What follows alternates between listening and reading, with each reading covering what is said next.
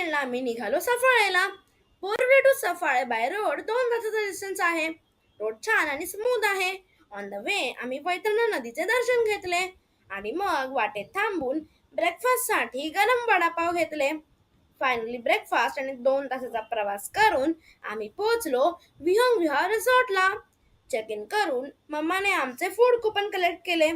आम्ही इथल्या unique स्टेचा experience घ्यायला आलो होतो, म्हणून आम्ही यांचा लेक व्ह्यू ट्रायंगल रूम बुक केला होता. लेक व्ह्यू फेसिंग हा एकच रूम इथे आहे. या रूमच्या बाजूलाच किड्स प्ले एरिया सुद्धा आहे. इथे फॅमिली आणि ग्रुप बुकिंग साठी दुसरे रूम्स अवेलेबल आहेत, जसे की glass room, garden facing room. आम्ही फ्रेश होऊन ऍक्टिव्हिटी सुरू केल्या. सर्वप्रथम आम्ही फिशिंग ऍक्टिव्हिटी केली. यांच्या लेक मध्ये विविध रंगांचे मासे आहेत. एक छोटा मासा लगेच आमच्या हुक मध्ये अडकला. मला ही ऍक्टिव्हिटी करताना खूप मजा आली. फोटो क्लिक करून माशाला आम्ही परत पाण्यामध्ये सोडून दिले. त्यानंतर आम्ही टॉय ट्रेन राईड केली. ही राईड करताना आम्ही यांचा प्रायव्हेट बीच पण पाहिला, जिथे आम्ही संध्याकाळी जाणार होतो. यानंतर लंच टाइम झाला आणि आम्ही पोटभर लंच केला.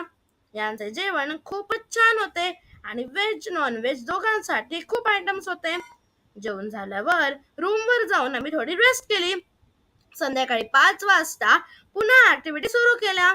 आम्ही लेक मध्ये बोटिंग केली. शांत वातावरणात बोटिंग करताना मजा आली. यानंतर आम्ही इव्हनिंग स्नॅक्स एन्जॉय केले आणि मग बीचला जायला निघालो. जाताना मी गोळा अँड ज्यूस काउंटरवर रेनबो आईस गोळा ट्राय केला. इथे काही घरगुती वस्तू विकण्यासाठी पण ठेवल्या होत्या. पुढे आम्ही बीचवर पोहोचलो आणि अथांग असा समुद्र पाहत राहिलो. सूर्य मावळत होता आणि त्यांच्या छटा सगळीकडे पसरल्या होत्या.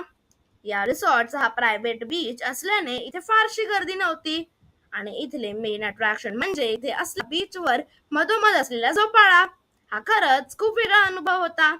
इथे खूप पिक्चर्स क्लिक केले आणि काळोख व्हायला लागल्यामुळे आम्ही परत रिसॉर्ट मध्ये आलो. त्यानंतर थोडा वेळ आम्ही इंडोर गेम्स खेळलो आणि बघता बघता डिनर टाइम झाला. डिनर मध्ये पण खूप छान फूड ऑप्शन्स होते. डिनर झाल्यावर नाईट मूवी शो होता.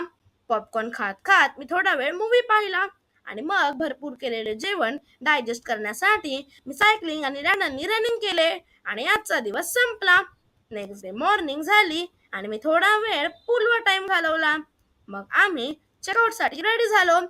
पोटभर ब्रेकफास्ट करून खूप छान अशा मेमरीज घेऊन आम्ही रिसॉर्टला गुड बाय करून इथून निघालो.